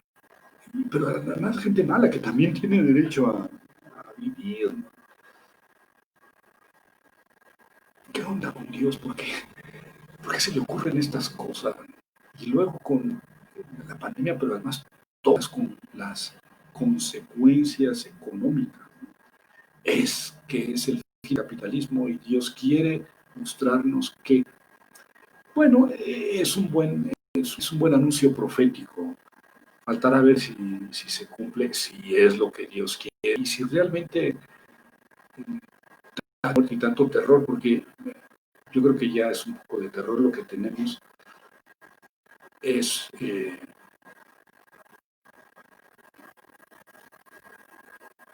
es la manera como se puede acabar con el capitalismo. Y además, siendo Dios, no se le habrá ocurrido una cosa más equitativa y justa, que donde entiendo, en Estados Unidos, en Gran Bretaña, no sé si en Europa, los que más mueren son los migrantes, son las minorías, personas que menos dinero tienen para curarse, etcétera. Y son los pobres, los bienaventurados, los pobres, los protegidos de Dios, ¿no? Entonces, no encuentro yo mucho sentido. ¿Qué necedad, Javier? ¿Querés entender a Dios? Sí, es una necedad humana.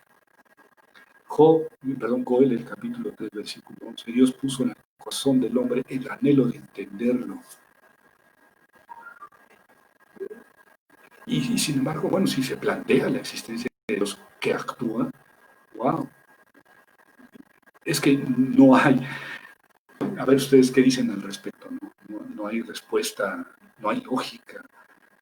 Y tendríamos que, como creyentes, refugiarnos en el misterio de Dios.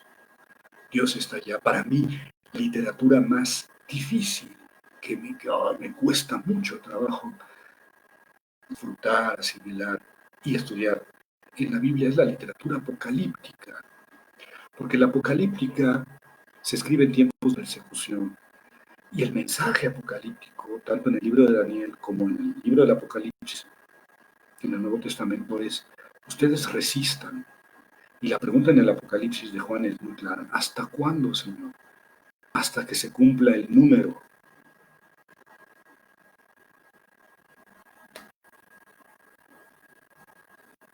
Hasta que se cumpla. ¿Qué número? ¿Quién sabe cuál número? Es el número que Dios tiene predestinado. Hasta que se cumpla ese número, seguirá derramándose la sangre de inocentes. Y sí, es una literatura de resistencia, de protesta, pero teológicamente a mí me cuesta mucho trabajo asimilar, porque es como el colmo de la injusticia, el colmo del sufrimiento, cuando la persecución, cuando los martirios, y nadie sabe hasta cuándo. Claro, se cree, se tiene la certeza en la fe de que Dios va a acabar con todo y va a regresar el reino a manos de los buenos y a castigar definitivamente a los malos. Pues sí, pero recurro al argumento de Job, capítulo 24. ¿De verdad? A ver, vamos a salir al mundo y a ver, ¿es que de verdad Dios premia al bueno y castiga al malo? ¿O la única respuesta es en la otra vida? Pues yo me contento con haberles puesto sobre la mesa esta reflexión con diferentes aristas, el problema debe tener otras aristas muy interesantes. Sin embargo, yo creo que este libro de Job nos presenta una buena gama de interpretaciones que sirven todavía en el cristianismo y 2500 años después para reflexionar seriamente sobre el sentido del sufrimiento.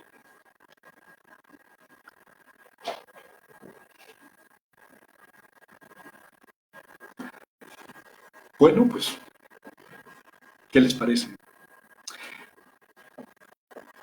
Bueno, pues puedo adelantar un poco. Me comí 8 minutos, pero se los debo. Y vamos a hablar del Job, del Coelet. El Coelet es el libro llamado Eclesiastés. No se confundan con Eclesiástico, porque el Eclesiástico tiene 50 capítulos o 51, y Eclesiastés tiene 12. Pero Eclesiastés es el paso siguiente a Job. es el paso que sigue. Si Job está sufriendo con su cuerpo curado, sin entender y con lágrimas en los ojos, con gritos en el pecho, Coelet es un burgués, es un filósofo burguesote con su cigarro en la boca y sentado en un reposet, viendo la tele y con el control en la mano, y comiendo papas sabritas y tomando Coca-Cola o una botella de vino. Es un burgués que no está sufriendo, que la está pasando muy bien y que se puede hacer las cosas las mismas que Job, pero sin el sufrimiento.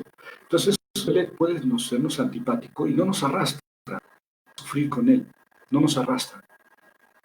Pero tal vez por eso su reflexión sea más profunda, porque es más fría, más neutra, más calculada, más, si lo quieren, racional, filosófica. Y Coelet dice, ni le preguntes a Dios, ni le preguntes, porque no te va a responder. Si Dios te lo da, disfrútalo. Si no lo da, aguántalo. No preguntes, pero no porque seas muy sabio y santo y ames mucho a Dios y como el Job, sino porque Dios no te va a responder. No es el Dios que está ausente de la historia, es el Dios que no explica y entonces el ser humano queda como un títere, queda como un chícharo en la bandeja. Es muy, muy fuerte, porque el Dios que no se explica en la historia, al Dios que no actúa en la historia solamente hay un paso, y del Dios que no actúa en la historia, al Dios que no actúa solamente hay un paso, y muy pequeño. Eh, Leticia Santín me da muchos aplausos, muchas gracias. Fernando, gracias a mí también de escucharme. Interesante el análisis, excelente autor, muy profundo como siempre. Sarita, muy interesante como siempre, mucho que reflexionar. Sí, miren, yo me encantaría leer más y estar más en contacto para que esta reflexión fuera más directa y enriquecedora, pero este medio no nos permite. Lo que sí sé es no hacer una reflexión de lo que se me ocurrió ayer o de buena voluntad para...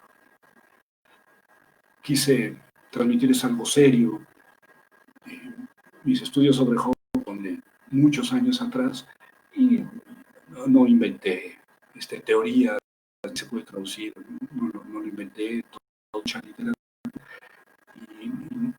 y los respeto y los quiero tanto que quiero ofrecerles una reflexión seria, no superficial. Bueno, pues ustedes y nos vemos en Coelet o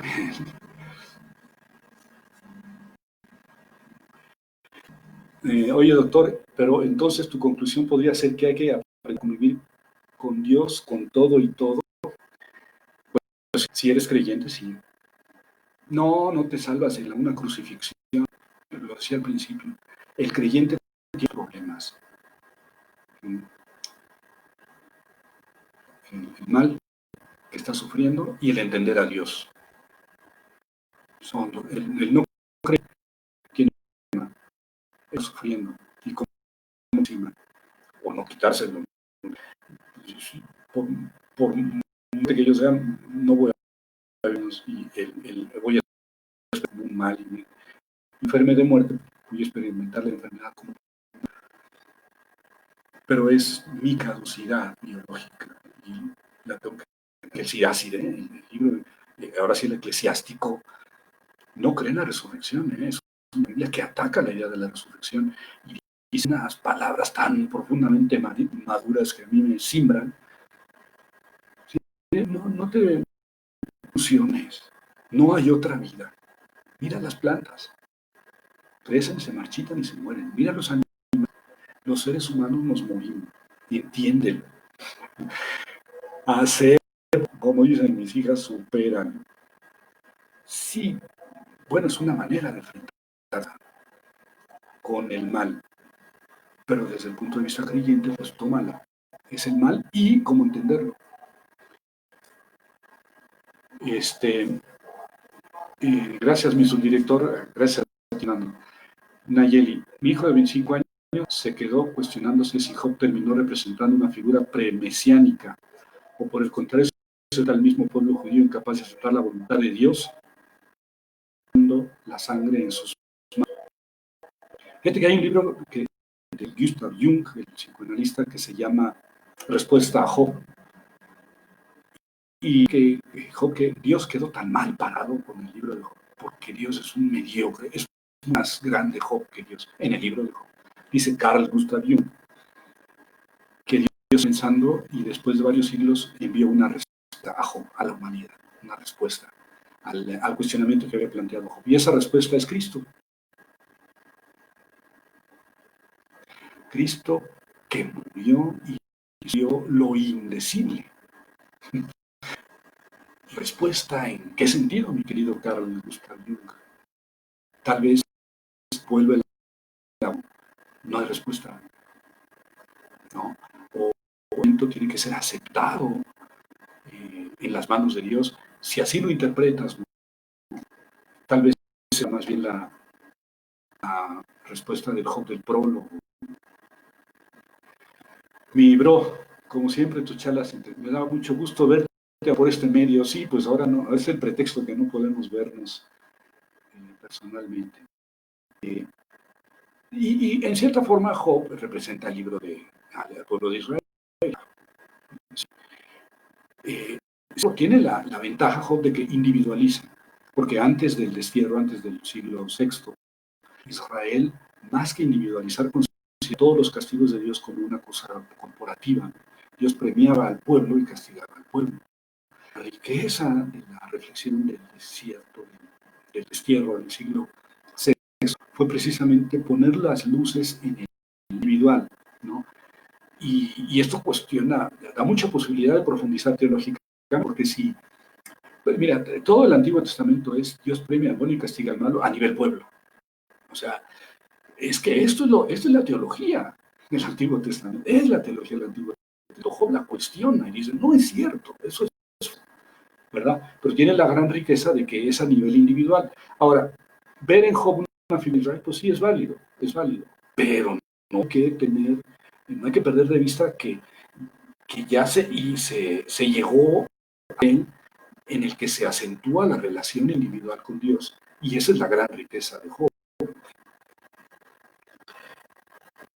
Bueno, para reflexión con fe, sí, para reflexión con fe. Efraín, a los saludos.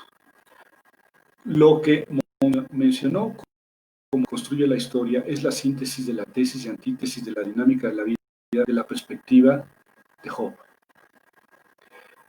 Sí, sí, es algo que está en toda la Biblia. Entre los libros, los dos más reaccionarios de la Biblia son precisamente Job y Coelet.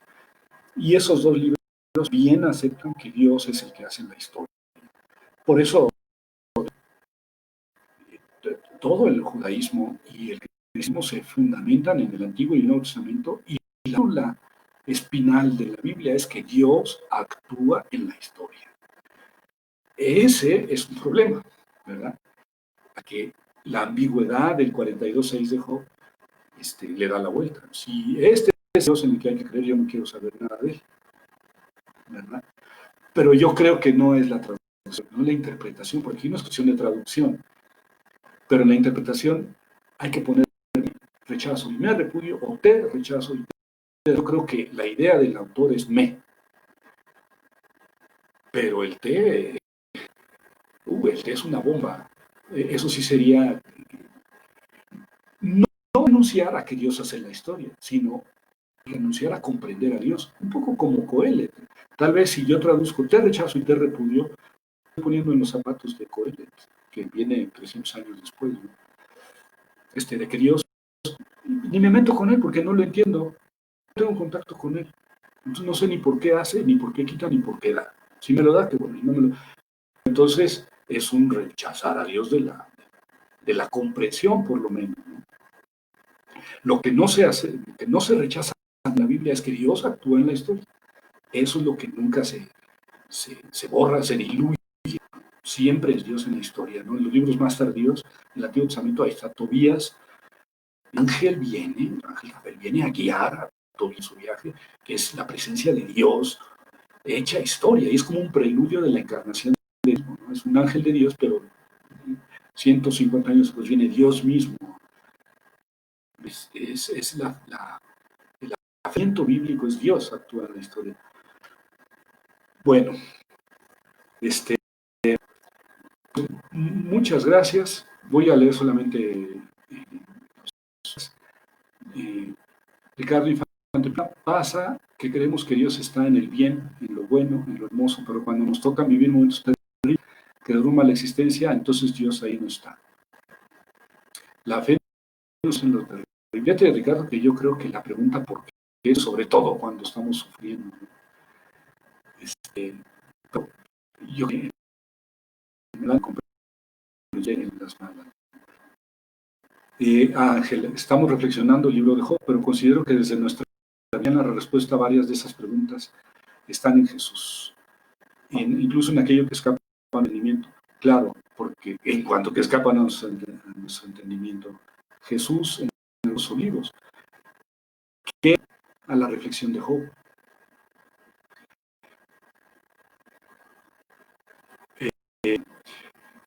La experiencia humana de Job. Tal vez el rechazo y te repudio pudiera llegar a comprender a Dios como lo comprendió Baruch Espinosa. Ah, caray, esa es una prueba de examen profesional y no me la sé, maestro. Lupita, qué gusto verte, qué gusto saludarte, Lupita. Bueno, les mando muchas gracias por haber estado acompañándome en estas sesiones locas. Espero de todo corazón haber contribuido activamente a su reflexión.